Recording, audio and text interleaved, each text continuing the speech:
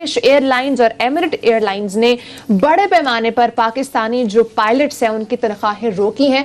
Class साहब, ये क्या अंदरूनी कहानी है, क्यों, क्या वजह बनी है कि उनकी तनख्वाहें रोक दी गई हैं? ये पिछली कैबिनेट की मीटिंग हुई तो उसमें वर्जन आई है, वो जो उनकी एयरलाइन को इन्होंने यहाँ पे राइट्स देने थे, तो उस वक्त जब डिबेट या मेरे सोर्सेज जो मुझे बता रहे हैं कि उसमें एक वजीर साहब ने बड़ा एक पर्टिनेंट क्वेश्चन रेज किया, एक्सक्लूसिव जो स्टोरी को शेयर कर रहे हैं। उन्होंने कहा जनाब, हमने यहाँ पे बम छोड़ा था पाकिस्तान में, पायलट्स का हमने बताया था इनकी डिग्री इनकी मशकूक हैं और बगैर हमने वेरिफिकेशन कराया, हमने बगैर इसकी इम्प्लीकेशन देखे।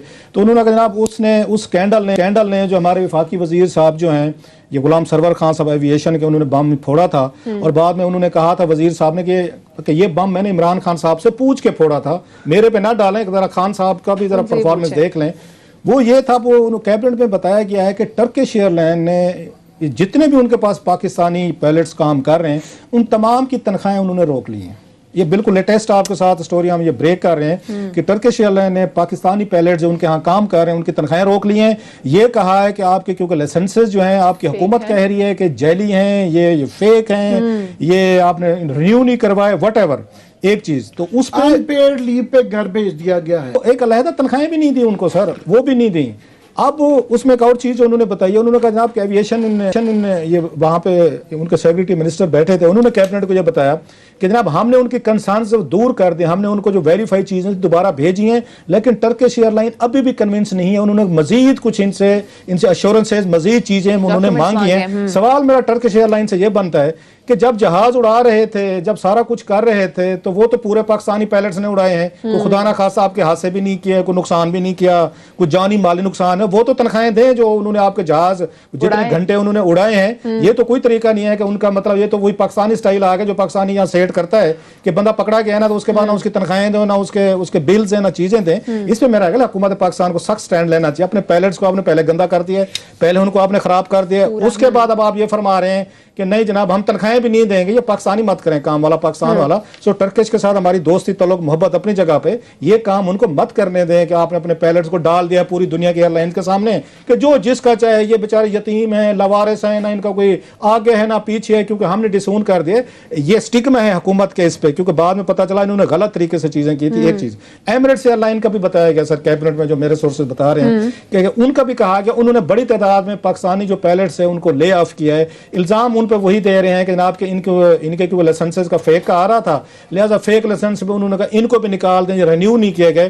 खैर उस पे उसकी वजाहत उन्होंने ये दी कि एयरलाइन जो है ये एमिरेट्स जो है, जो कैबिनेट में बताया गया जराये के मुताबिक, उन्होंने कहा जनाब कि ओवरऑल डाउन साइजिंग कर रहे हैं एमिरेट्स वाले जो हैं, वो सिर्फ पाकिस्तानी पायलट्स को नहीं निकाल रहे लेकिन वो ओवरऑल कर रहे हैं। लेकिन इस पे भी ये पॉइंट आउट किया कि सबसे ज्यादा जो इस वक्त वो क्या कहते हैं विक्टिम है, टारगेट जो है ना दुनिया भर में, जिस एयरलाइन ने भी निकालना हो सबसे पहले वो पाकिस्तानी पायलट्स पे हाथ डालती है कि आपकी हुकूमत कहती है आपके लाइसेंसेस ठीक नहीं है, वो उस पर वीक विकेट पे हैं। सो ये क्रेडिट भी जनाब हमारी हुकूमत पाकिस्तान इमरान खान साहब का है, जिन्होंने बगैर इसकी बैड की इम्प्लीकेशन देखे, बगैर कि आप इंटरनली तौर पर प्रोसेस कंप्लीट करते, जो आपकी फेक डिग्रीज थी, गलत थे, उनको इंटरनली प्रोसेस से ले ऑफ करते जाते। आपने एक बम छोड़ा, वजीर को छोड़ दिया, उसने भी नहीं सोचा ये गुलाम सरवर खान है कि कौन सी बात करनी है, कैसे करनी है, बेचारे सारे के सारे आमिर साहब इसमें फंस के रह गए। कैबिनेट के पास तो इनसाइड ये वाली इंफॉर्मेशन थी और मैं इसके बाद 2-4 पायलटों से मैंने बात की है। सारा लास्ट में क्विकली ये मैं बता दूं कि 100 के करीब पायलट है जो इस वक्त उससे हुआ है, क्योंकि टाइम थोड़ा इस पर बाद में बात करेंगे। मेरा ये वकार मसूद साहब की स्टोरी पे चले जाते हैं कि स्पेशल असिस्टेंट उनको वकार मसूद साहब को लगा दिया गया है।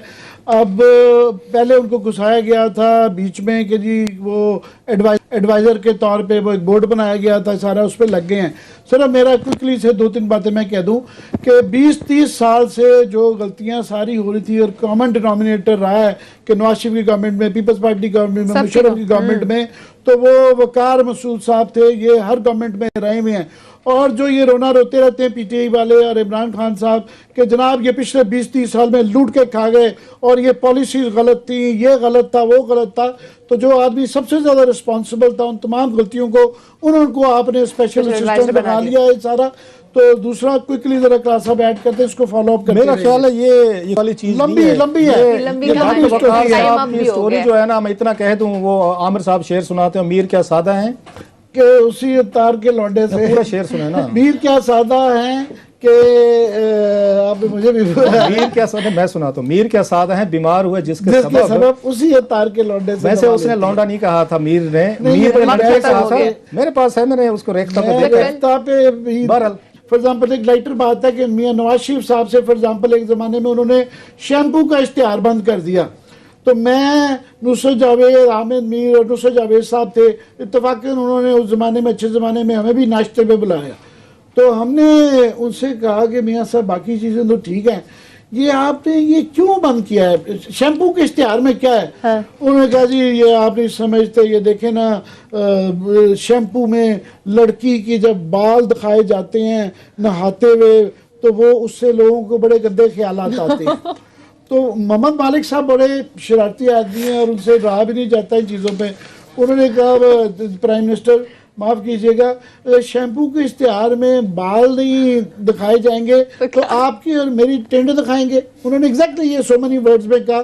उन दिनों जो है ना मियां नवाज शरीफ ने बाल नहीं लगवाए हुए। अच्छा। तो वो सारा एक मजाक में है, तो ये एक मजाक है, ये एक मजाक है सर। तो मैंने कहा वो भी ये बात रिलेटेड है थोड़ी सी। तो क्लास साहब आपको क्या लग रहा है अपार्ट फ्रॉम दिस कि ये जो मुकदमा दर्ज हुए इनके पीछे क्या मुहर्रिकात हो सकते हैं, क्यों एक लफ्ज़ होता है मेरा ख्याल हिंदू मैथोलॉजी में ज्यादा इस्तेमाल होता है, कर्मा।